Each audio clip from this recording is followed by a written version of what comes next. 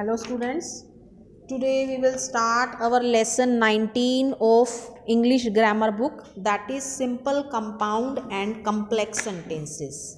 Okay students, firstly there are three types of sentences. First one is simple sentence, second one is compound sentence and third one is complex sentence. Firstly हम discuss करते हैं कि जैसे कि simple sentence है, simple sentence के अंदर आपको एक सब्जेक्ट मिलेगा, एक फाइनाइट वर्ब मिलेगी. फाइनाइट वर्ब क्या होती है? जिसके ऊपर सब्जेक्ट का, पर्सन का, टेंस का इफेक्ट पड़ता है.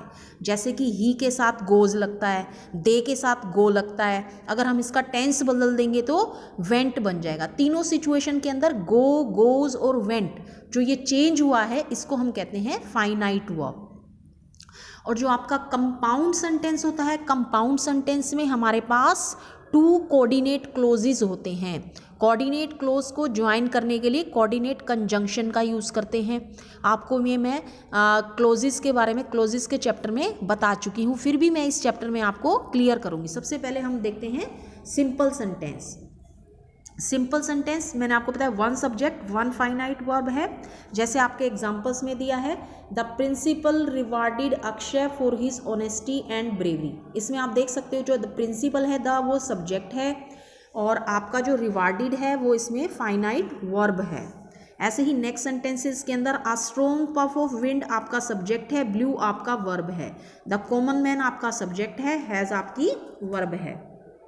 नेक्स्ट कंपाउंड सेंटेंस में क्या होता है? जिसमें हमारे पास two coordinate clauses. Coordinate clause क्या होते हैं? मैंने आपको क्लोजेस करवाते हुए आपको बताया था मेन क्लोज और सबऑर्डिनेट क्लोज. जैसे मेन क्लोज होता है ना, वैसे ही कोऑर्डिनेट क्लोज होता है जो अपना मीनिंग क्लियर करने के लिए दूसरे क्लोज के ऊपर डिपेंड नहीं रहता.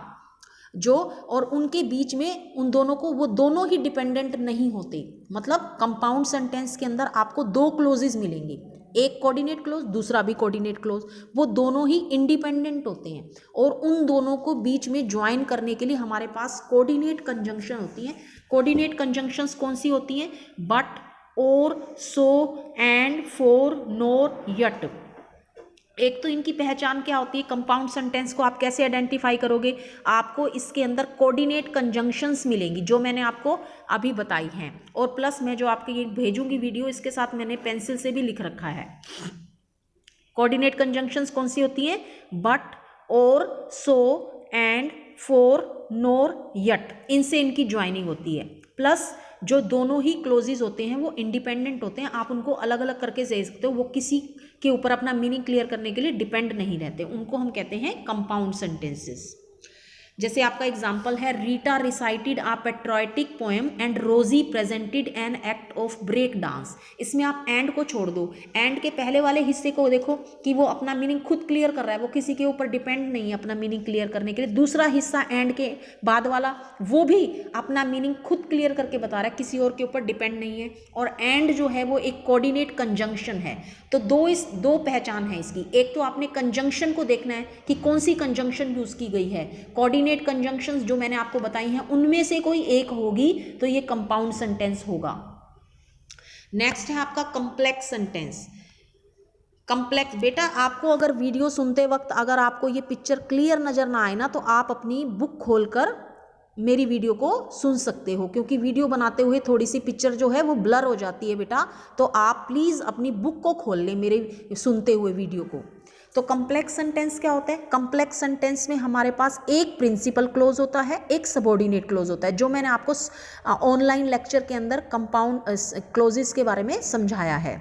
मेन क्लोज क्या होता है? जो अपना मीनिंग खुद क्लियर करता है, वो किसी के ऊपर डिपेंड नहीं रहता. सबऑर्डिनेट क्लोज क्या होता है? जो अपना मीनिंग खुद क्लियर नहीं करता, वो अपना मीनिंग खुद क्लियर करने की बजाय मेन क्लोज के ऊपर डिपेंड रहना पड़ता है. प्लस मेन क्लोज और सबऑर्डिनेट क्लोज दोनों को ज्वाइन करने के लिए हमें जहां सबऑर्डिनेट कंजंक्शंस की जरूरत पड़ती है. सबऑर्डिनेट कंजंक्शंस कौन सी होती हैं?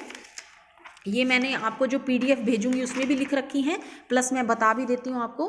Then, rather than, whether, which, where, till, until, that, once, since, while, though, although.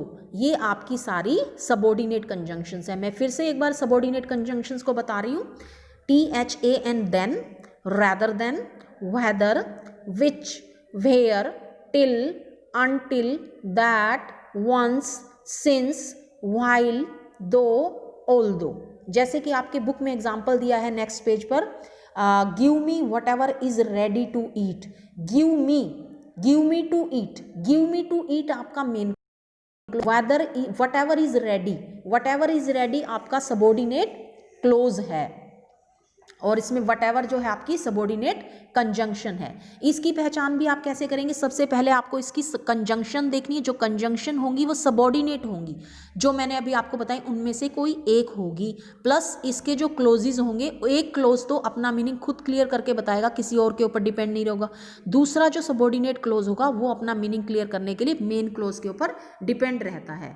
ये आपका एक छोटा सा चैप्टर था, छोटी सी वीडियो मैं आपको भेज रही हूँ, आप बुक खोलेंगे, मेरी वीडियो सुनेंगे ध्यान से, आपको काफ़ी समझ में आएगा, प्लस आपको नेक्स्ट डे मैं आप इसके सॉल्यूशन देखूंगी। आज आप इसको चैप्टर को अच्छे से पढ़िए, मेरी वीडियो सुनिए, और रफ नोटबुक के अंदर इनकी एक्टिविटीज़ को, 2 एक्टिविटीज़ हैं, आप इनको सॉर्ट आउट करने की कोशिश कीजिए, आपको बहुत अच्छे से समझ में आएगा। Thank you so much students.